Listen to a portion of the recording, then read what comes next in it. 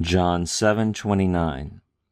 Ego oida auton, hoti parautou emi, kakenos me apestelen. Here Jesus continues speaking to the crowd at the Feast of Tabernacles in Jerusalem and speaking about his unique relationship with the Father, especially in light of the criticism that from the crowd that he can't be the Christ because they know from where he comes. He says, I know him. And here he's referring to God the Father. I know him. And notice the emphatic ego here. Ego is not necessary, so he seems there's a contrast between him and the crowd. I know what I'm talking about here, and I know God the Father. I know him because from him I am, because I am from him.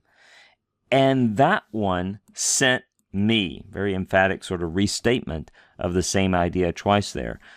I know him because I'm from him, and that one sent me. This word kakenos.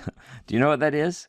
It's another example of crosis. We got crosis going on all over the place here. Remember, when you have two words that combine, that's called crosis. This is kai and ekenos combined. And that one.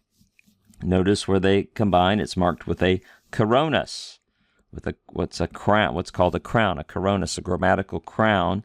And again, this is called crosis. You'll notice in the Gospel of John, John loves his particular style, his particular idiolect. His particular idiolect is he loves to use demonstrative pronouns. This one, that one, this one, that one.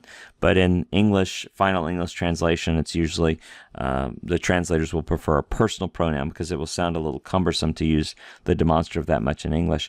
Let's do one final parsing there. The apestelen, that is, of course, from apostello. And when we write that out, you can see it has a prepositional prefix there, the apa. So we're not surprised that the augment comes at the end of that before the main part of the verb, right? The augment comes right here. You'll notice a spelling change in the stem and the loss of a lambda. And then in the back of your mind, you should hear, oh yeah, the liquid verb. I remember when we try to add a sigma, can't do that because it can't go next to a liquid consonant. So there's a compensatory lengthening in the stem vowel to compensate for the loss of the sigma. So this is just an aorist. It's an aorist active indicative, and that's a third person singular because the subject is that one who is God the Father. That one sent me. There's your direct object, me.